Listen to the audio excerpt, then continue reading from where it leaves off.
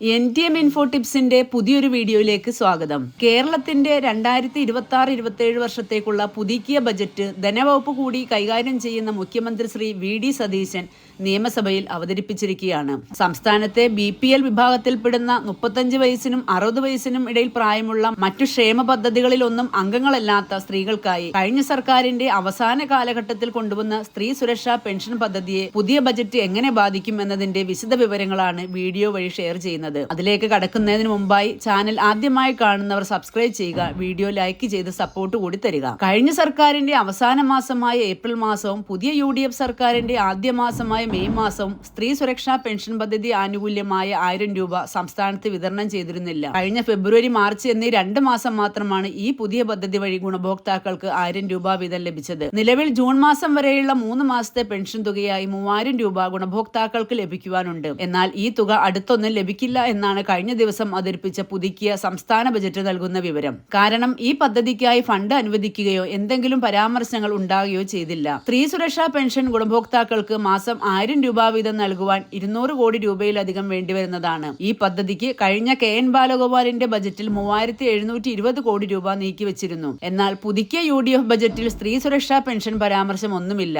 അതിനാൽ കുടിശ്ശിക മാത്രമല്ല, വരും മാസങ്ങളിലെ ആനുകൂല്യവും ഗുണഭോക്താക്കളുടെ അക്കൗണ്ടുകളിൽ എത്തിച്ചേരുവാൻ സാധ്യതയില്ല. എന്നാൽ ഈ പദ്ധതി നിർത്തിയതായോ അവസാനിപ്പിച്ചതായോ പുതിയ സർക്കാർ വ്യക്തമാക്കിയിട്ടുമില്ല. സ്ത്രീ സുരക്ഷാ പെൻഷൻ പദ്ധതി മരവിപ്പിക്കപ്പെട്ട അവസ്ഥയിലാണ് ഇപ്പോൾ. കഴിഞ്ഞ സർക്കാരിന്റെ അവസാന കാലഘട്ടത്തിൽ കൊണ്ടുവന്ന ഈ പദ്ധതിയിൽ ഗുണഭോക്താക്കളായി അനർഹരും ഉൾപ്പെട്ടിരിക്കുന്നത് എന്ന് പുതിയ സർക്കാരിന് പരാതികൾ ലഭിച്ചിട്ടുണ്ട്. സാമ്പത്തികമായി വളരെ മുമ്പിലുള്ളവരും കേവലം BPL കാർഡ് കൈവശമുണ്ടെന്നുള്ള സാഹചര്യം മുതലെടുത്ത് ഈ പദ്ധതിയിൽ അംഗങ്ങളായി എന്നാണ് ആക്ഷേപം. അവരുടെ മുൻഗണനാ കാർഡുകളും സ്ത്രീ സുരക്ഷാ പെൻഷൻ അംഗത്വവും പരിശോധനകൾക്ക് ശേഷം ഒഴിവാക്കണമെന്നാണ് പരാതികൾ പോയിരിക്കുന്നത്. ഇക്കാര്യത്തിലും ഇനി നടപടി ഉണ്ടാവും. അംഗങ്ങളെ ചേർക്കുന്നതുൾപ്പെടെയുള്ള കാര്യങ്ങളിൽ മാറ്റങ്ങളൊക്കെ വരുത്തിയാവും ഈ പദ്ധതി തുടർന്ന് കൊണ്ടുപോവുകയാണെങ്കിൽ സർക്കാർ കൈക്കൊള്ളുക. ഇടത് സർക്കാർ കൊണ്ടുവന്ന ക്ഷേമ പദ്ധതികൾ നിർത്തലാക്കിയാൽ പ്രക്ഷോഭം ആരംഭിക്കുമെന്ന് ഇടതുപക്ഷ നേതാക്കൾ വ്യക്തമാക്കിയിട്ടുണ്ട്. പുതിയ സർക്കാർ ഇന്ദിരാഗാന്ധി ഗ്യാരണ്ടിയിൽ ഉൾപ്പെട്ട ക്ഷേമ പദ്ധതി ആനുകൂല്യങ്ങൾക്കാണ് പ്രാമുഖ്യം നൽകുന്നത്. മാത്രമല്ല, ഈ ബജറ്റിൽ ക്ഷേമ ആനുകൂല്യങ്ങൾ നൽകുന്നതിനേക്കാൾ ഊന്നൽ നൽകിയിരിക്കുന്നത് സംസ്ഥാനത്തിന്റെ സമഗ്രമായ വികസനത്തിനാണ്. മിഷൻ സമുദ്ര പോലെ സംസ്ഥാനത്തിന്റെ മൊത്തത്തിലുള്ള വികസന കുതിപ്പിനുള്ള തുടക്കമായിട്ടാണ് ഈ ബജറ്റ് അവതരിപ്പിച്ചിരിക്കുന്നത്.